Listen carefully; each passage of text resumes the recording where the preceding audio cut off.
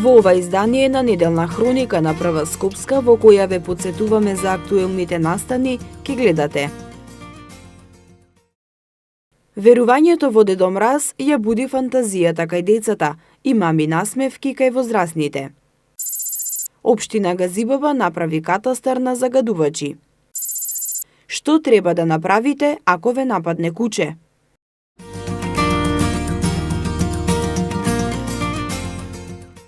Дедо Мраз е символ за добрина, топлина и љубов. Верувањето во добриот дедо со бела брада ги прави среќни како децата, така и возрастните. Поради обврските и стресот кои ни ги носат модерното време на живење и трката по пари и кариера, никогаш забораваме колку малку ни е потребно за искрена насмевка, која и тоа како може, дури и кај возрастните да ја предизвика Дедо Мраз. Кој е Дедо Мраз и дали навистина живее во мала кукичка на северниот пол? Легендата вели дека ликот на светецот, чие име се празнува денеска, Свети Никола, познат по долгиот црвен капут и белата брада, во многу земји ширум светот послужил како пример за Дедо Мраз, кој во христијанската култура се смета за човек кој разнесува подароци на санка влечена од ирваси. Легендата за Дедо Мраз потекнува од Свети Никола, кој бил бискуп познат по својата великодушност и љубов кон децата. Една од славните приказни за неговата великодушност кажува дека на некој сиромашен човек му фрлил цела вреќа со богатство, која требало да послужи како мираз за неговата ќерка, која инаку ќе била продадена како робинка. Сиромашниот човек златото го криел во своите чизми кои се сушеле покрај печката. Токму затоа останала традицијата децата своите чизми да ги оставаат покрај врата, за Свети Никола да им донесе подарок. Поврзаноста на Свети Никола и Дедо Мраз е видлива од англиското име кое гласи Санта Клос, односно Сент Николас, а тој не е никој друг, освен Свети Никола. Од тука не постои причина зошто да не верувате дека Дедо Мраз навистина постои. И додека на најмалите, верувањето во овој популарен дедо, преку пишување писма со список за подароци, им ја развива фантазијата и креативноста. На возрастните им овозможува за солниште од секојдневните проблеми и им буди спомени од детството. А во духот на предновогодишното расположение, ние направивме мало истражување помеѓу граѓаните токму на оваа тема. Дали верувате во Дедо Мраз? Да, секако. Имате деца, внуци? Имам деца, големи се, али верувам сепак. Да, тоа сакав да ве прашам, дали на вашите деца сте им кажувале кога биле мали дека постои Дедо Мраз? Да, секако и јас сум бил Дедо Мраз, сум глумел Дедо Мраз. Дали верувате во Дедо Мраз и дали ако имате деца или кога би имале, би им кажувале дека постои или не постои Дедо Мраз? Па не знам. Верувате ли во митот? Не. Дали верувате во Дедо Мраз? Па не баш. Па после Дедо Мраз, само моите деца не живеат тука, се у странство. Значи они имаат други Дедо Мрази горе и... Дали верувате во Дедо Мраз? Јас да. Иако сум голем, ама сепак уште си верувам во тоа, да. А ви? Ајде, се согласувам со колегата. Што сакате да ви донесе Дедо Мраз за нова година? Да, Што сакаш да ти донесе злато? пакетчина. А ти што сакаш да ти донесе Дедо Мраз за нова година? Му напишавте писмо на Дедо Мраз? Да, Што сакаш да ти донесе? Дедо Мраз. А дали знаеш од каде доаѓа далеко Дедо Мраз? Таму. Ми кажеш Дедо Мраз што сакаш да ти донесе? Бујанки со цртање. А му напиша ти писмо на Дедо Мраз? Да. Браво. Ке ми кажеш како се викаш? Божица Рика.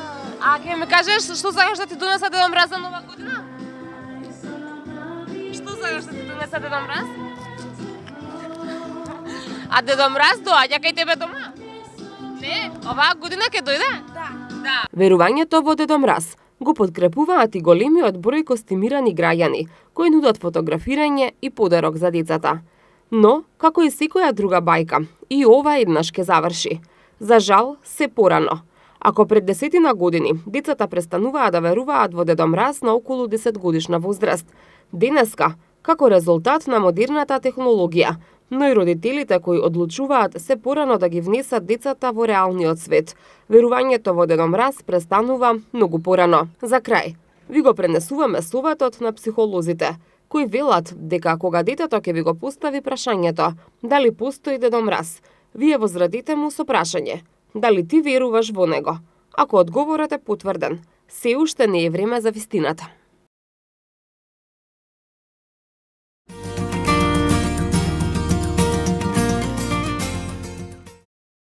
Општина Ѓорче Петров вниманието го насочува кон штитениците од Центарот за помош на лица со ментален хендикеп Порака Неготино. Општината на 43 лица кои живеат во општина Ѓорче Петров им подели новогодишни и социјални пакети. Во Ѓорче има 9 стамбени единици во кои се сместени штитениците од Порака. Станува збор за лица од 18 до 66 годишна возраст. Само 10% од нив имаат семејства, останатите се сами. Семејствата се откажале од нив. Од општина Ѓорче Петров вело дека хуманоста треба да се покаже на дело, не само со подароци, туку и со действување. Се трудиме да го подобриме животот на сите категории граѓани, додаваат од општината.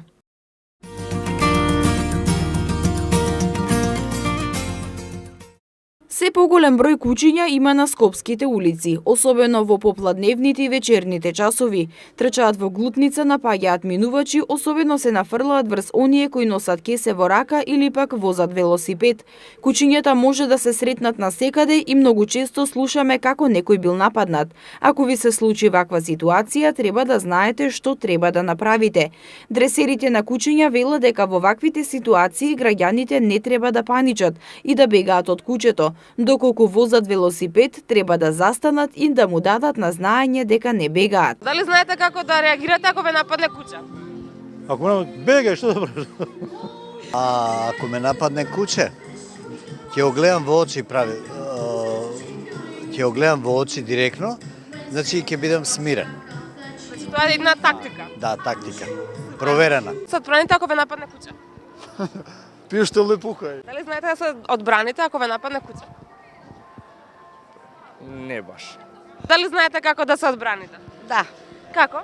ќе му прснам спреј во очи. Кој нападне куче? Да. Па не знам, најверојатно би бегал. Во тој момент ќе испаничиме прво, меѓутоа како би се одбраниле, не би знаел. Тоа е малце сега такво прашање, хипотетички, реторичко. Меѓутоа, нормално би бегале и би врискале. Да. Дресерите на кучиња велат дека кучињата чувствуваат човечки страв. Без разлика на вашето моментално чувство, останете мирни ако налетате на агресивно куче кое ржи и лае на вас.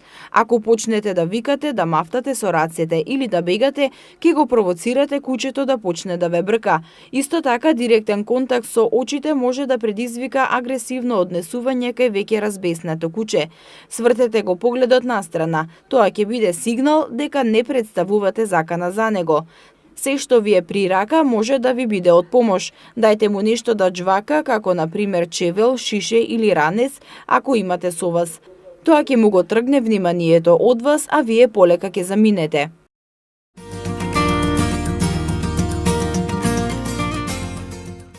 Пет деца од градинка во Радишани се заразени со морбили. Во тек е состанок на Комисијата за заразни болести при Министерството за здравство, информираше денеска министерот за здравство Венко Филипче.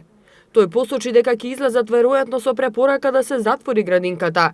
Родителите децата да не ги носат по другите градинки, туку да ги чуваат дома некое време, ако евентуално биле во контакт, па се заразиле. Филипче додаде дека се во координација со Министерството за труд и социјална политика.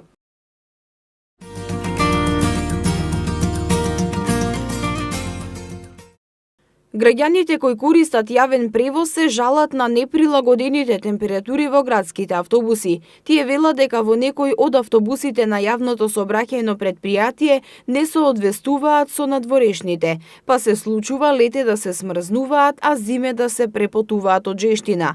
Среде декември патниците ги сооблекуваат капутите, а принудени се и да отворат прозор за да се разладат или да земат воздух, затоа што температурите често се превисоки и неподносливи, особено на вториот кат. За овој проблем раскажа патничка која користи линијата со број 22. Истиот проблем се јави и минатата година кога од ЈСП објаснија дека возачите погрешно ги користеле уредите за грејење. Треба да се има во предвид дека температурните разлики имаат големо влијание на здравјето на луѓето, а исто така треба да се има во предвид и тоа дека во автобусите се качуваат и луѓе со здравствени проблеми, па возачите не треба да приредуваат такви температурни шокови. Додека во моменталните минусни температури патниците во двокатните автобуси се препотуваат, во старите автобуси патниците се тресат од студ. И покрај обновата на возниот парк, старите автобуси се почесто се забележуваат на скопските улици. Во овој случај патниците се жалат дека кога ќе влезат во стар автобус, не се знае дали е надвор поладно или во автобусот.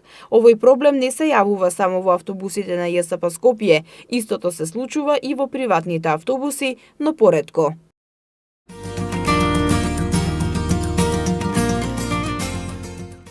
Вработените во приватниот сектор до крајот на годината ќе добијат регрес за годишен одмор попознат како К15 во износ од минимални 9610 денари.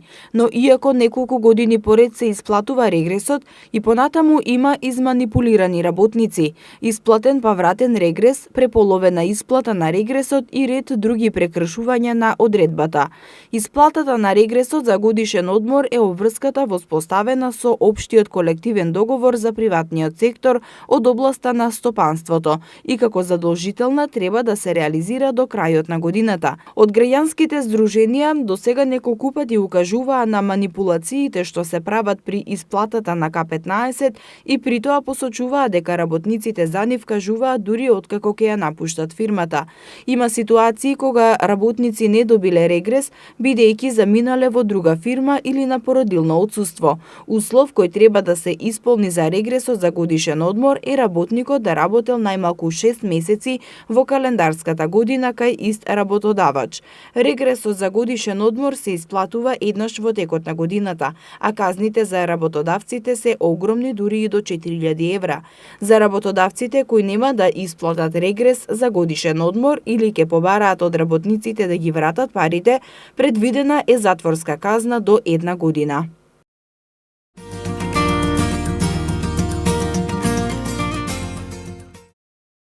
Општина Аеродром изгради нови пешачки патеки во населбата Новолисиче и покрај булеварот Трета македонска бригада. Од општината информираа дека станува збор за изградба на јавни пешачки површини и пешачки патеки во близина на паркот Нирнберг. На истата локација со павер елементи се прошири и се обнови дел од паркинг просторот за потребите на граѓаните што живеат и гравитираат во околните згради од населбата.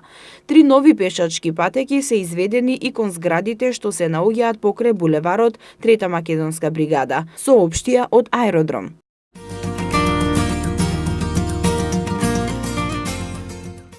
Субвенционирањето на граѓани за набавка на посовремени уреди за затоплување, набавка на печки на пелети, велосипеди и чистење оџаци продолжува и во 2019 година. Средствата во износ од 556 милиони денари или околу 9 милиони евра издвоени за оваа намена, се како што информираат градските власти да се продолжи борбата против загадениот воздух. За набавка на посовремени уреди за затоплување предвидени се 20 милиони денари, а за набавка на печки на пелети 15 милиони денари. За набавка на велосипеди, тротинети и електрични возила на 2 тркала се определени 10 милиони денари. Не е изоставена ни мерката за чистење оџаци, која може да ја користат домакинствата и другите субјекти, за што се предвидени 3 милиони денари или околу 50.000 евра од буџетот за 2019 година. Со цел да се мотивираат граѓаните што помалку да ги користат автомобилите, 1 милион денари од градската каса ќе бидат наменати за проектирање и набавка на велосипеди, како и за пунктови за изнајмување на велосипеди од страна на граѓаните. А субвенција од 20 милиони денари ќе му бидат префрлени и на јавното сообраќајно предпријатие за овозможување на бесплатен превоз во деновите со алармантно загадување на воздухот. Покрај тоа во автобусите на ЈСП Скопје и следната година бесплатно ќе се возат возрастните лица без разлика дали добиваат месечна пензија или не, а покрај нив бесплатно ќе се возат и студентите. За оваа намена од буџетот на град Скопје ќе бидат потрошени 100 милиони динари или околу 1,6 милиони евра. Бесплатниот превоз на скопските пензионери им е овозможен од 2010 година, првично само за време на викендите, а од 2016 година и во вторник и петок. Од 2016 година и сите редовни студенти од државните универзитети во Скопје користат бесплатен јавен градски превоз секој ден во неделата на сите линии.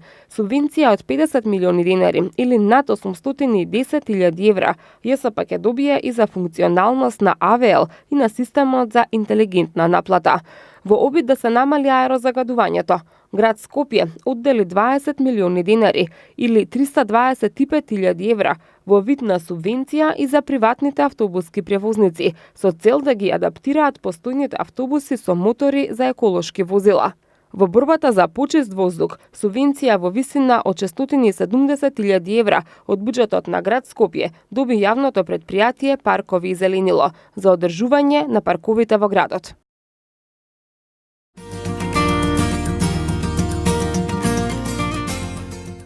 Средношколците од гимназијата Никола Карев добија прочистувачи за воздух. Во гимназијата денеска беа поставени вкупно 34 прочистувачи на воздух, обезбедени со средства од град Скопје.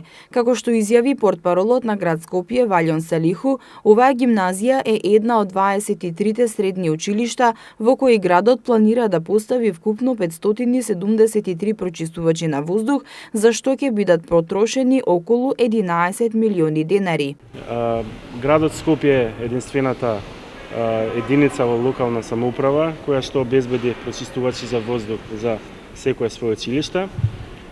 Наша должност е да се грижиме за здравјето на нашите сограѓани, а квалитетот на здравјето на децата е наш приоритет. Градот Скопје континуирано работи на создавање на услови за поздрава животна средина, поставувајќи си цели и задачи со кои ќе се намалат ризиците по здравјето на нашите. Салиху додаде дека градот со поставувањето на прочистувачите сака на вкупно 21.783 средношколци да им овозможи почист воздух и поздрава животна средина. Директорката на гимназијата Горица Илиоска се заблагодари за досегашната соработка со градот, со чија помош се поставени прочистувачи на воздух, а во текот на летото беа изведени и градежни активности за училиштето да стане енергетски ефикасен објект.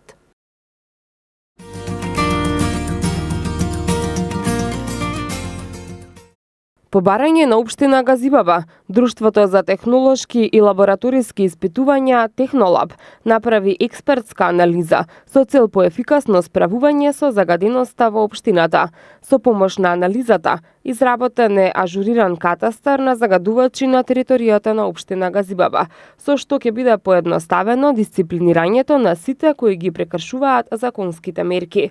Согласно законската регулатива, значи имаме маднати казни за изрекување на лице место за прекршителите кои што ќе се утврдат дека ги злоупотребуваат ресурсите кои што не се дозволиви за грејење, како и секојдневно наблюдување и монитирање на површините кои што и припаѓаат на општина Газибаба. Исто така работиме заедно и со градот Скопје, каде што директно преку современи летала кои што ги утврдуваме причинителите и пием частичките кои што се изфрлаат, дали се тоа од грејењето, дали се при работниот процес, дали се од домаќинства, така да преку дроновите веќе имаме информација, би рекол, секојдневна и на секој час. Георгиевски информираше и дека општина Газибаба има краткорочен и долгорочен акционен план за решавање на проблемот со загадениот воздух. При тоа го нагласи проектот за продолжување на топловодното грејење во Ченто, Маџари, Триангла и Хиподром 1 и 2, како и продолжување на гасификацијата на индустриските објекти и јавните установи, кои се во надлежност на општина Газибаба.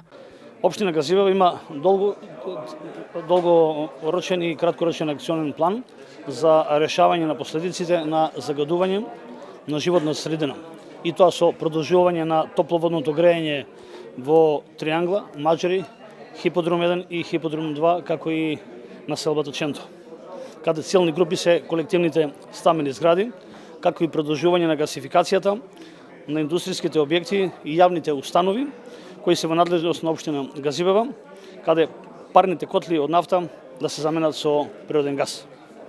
Работиме и на долгорочна стратегија за долготрајно обновливи извори за поставување на фотоволтаични панели на колективните згради и јавните установи како и енергетски фасади, со цел да се постигне заштеда на ресурсите, да се намали штетната емисија на PM частичките, а со тој да се подобрат условите за живот.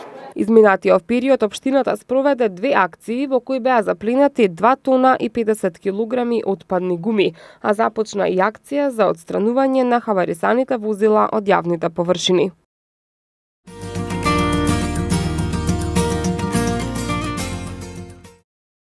Портпаролот на град Скопје Валјон Салиху денеска изјави дека во тек е набавка за гуми на автобусите на јавното сообраќајно предпријатие, кои не возат низ скопските улици поради недостиг на гуми.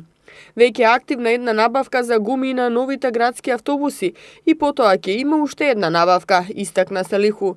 Што се однесува до расипаните автобуси, тој додаде дека се прави пресметка со цел да се види колку ќе биде исплатливо да се поправат. Во однос на набавката на екоавтобуси што ја планира град Скопје, портпаролот Салиху информира дека кредитот ќе биде во висина од околу 10 милиони евра, а со него ќе се набават од 35 до 40 еколошки автобуси.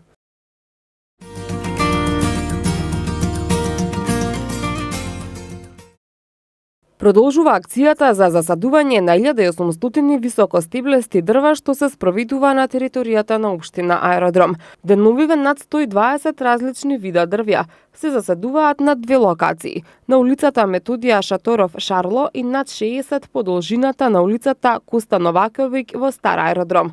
Исто така се засадуваат и на 2 локации во рионски центар Аеродром, односно 35 садници на улицата 16-12, како и 100 парчиња на потегот на секундарната сообраќајница, паралелна со булеварот Видое Смилевски Бато. Во изминатите 10 дена, кога почна акцијата, се опфати и просторот околу основното училиште Лазо Ангеловски во Ново Лисиче, пред основното училиште Александар Македонски, улицата Бојмија, како и кружниот тек кај поликлиниката Јане Сандански. За овој проект се издвоени 8 милиони динари од буџетот, а исто толку се предвидени и за наредната година. Општина Аеродром останува посветена на грижата за животната средина и ги презема сите мерки во нејзина надлежност за решавање на прашањата поврзани со аерозагадувањето, информираат од општината.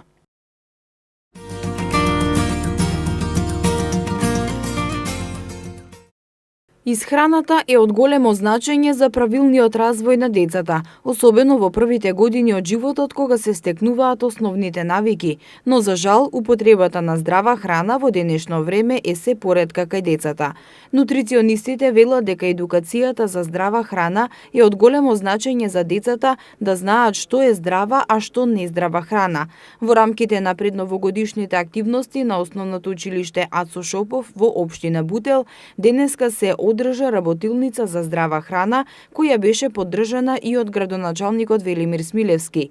Како што истакна Смилевски, општина Бутел секогаш ќе ги поддржува ваквите активности кои ги едуцираат децата што е здраво и како да се стекнат со здрави навики. Се надевам дека ова ќе ни биде една прва и основна можност за во наредниот период да продолжиме со вакви активности, каде што ќе разговараме со децата за да може да се хранат на добар начин. Благодарност до Средното готварско училиште и до ресторанот Журнал, кој што помогна за денешниот настан да биде направен на начин на кој што треба да биде. Директорката на училиштето истакна дека како училиште се обидуваат децата да јадат здрава храна, почнувајќи од најмалите па до повисоките оделенија. Пред новогодишните празници знаеме и за време на празниците дека се конзумираат други видови на храна кои што се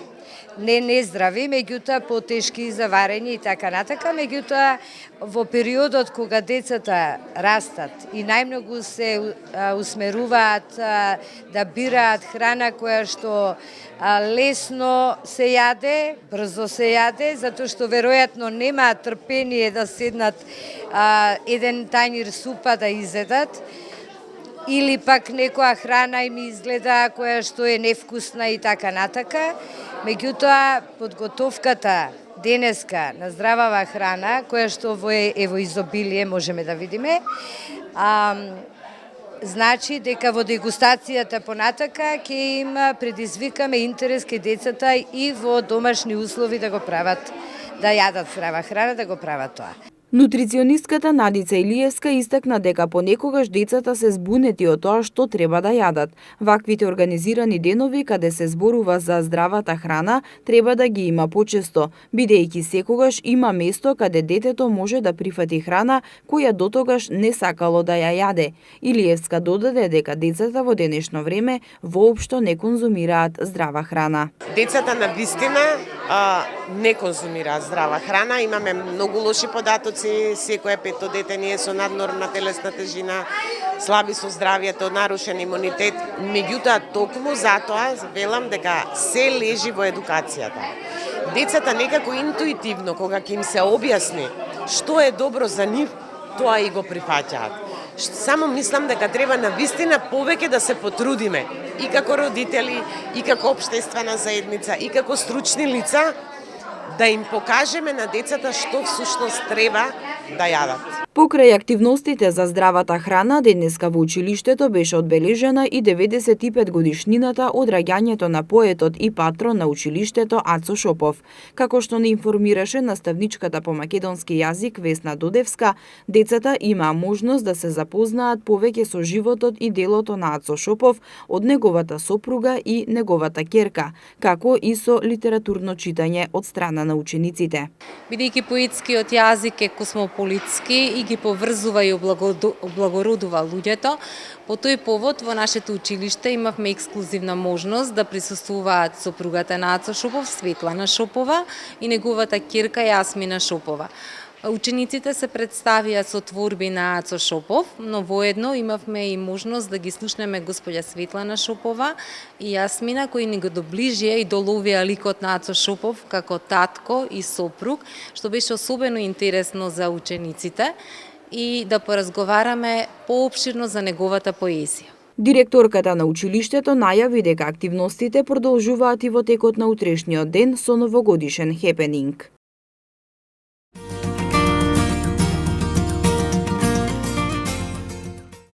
Во рамки на новогодишната населба Винтерленд, оваа година за прв пат на плоштадот Македонија, љубителите на лизгањето ќе имаат можност бесплатно да научат да лизгаат на мраз. Од денеска на лизгалиштето на плоштадот Македонија, граѓаните ќе може да се обидат да научат да лизгаат на мраз. Хокеј Федерацијата ќе обезбеди бесплатни часови за почетниците, како дел од програмата на новогодишната населба Винтерленд. Часовите ќе се одржуваат секојдневно во два термини, од 11 часот предпладне и од 20 часот навечер. Бесплатните часови ќе бидат организирани за групи до 20 пријавени лица, на кои ќе им држат обуки двајца професионални инструктори. Заинтересираните за бесплатни часови по лизгање може да се пријават секој работен ден во информативниот центар на град Скопје од 9 до 16 часот. Новогодишната програма и Винтерленд се финансиски поддржани од делегацијата на Европската Унија, која го обезбеди бесплатното лизгалиште ЕУ за тебе, што е поставено на плоштадот Македонија како дел од новогодишната населба.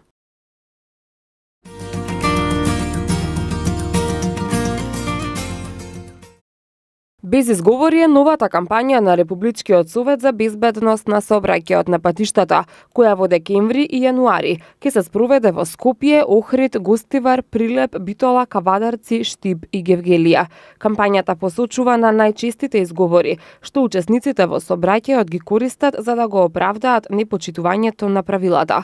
Целта на активностите од кампањата, која првично беше представена преку билборди, поставени на фреквентни места, е да влијае врз учесниците во сообраќајот преку директна комуникација и едукација со учесниците во сообраќајот и проверка на изговорите, што тие ги користат за да го оправдаат непочитувањето на правилата кога се во сообраќај. Според Републичкиот совет за безбедност на сообраќајот на патиштата, големиот број на незгоди, повредени и загинати укажуваат на тоа дека на учесниците во сообраќајот им е неопходна дополнителна едукација за опасностите во сообраќајот и неопходноста од почитување на правилата за сите. Добар показател за ефектот што го имаат континуираните заложби за покривање на свесноста е намалувањето на сообраќајните незгоди со фатални последици за 10% споредено со минатата година.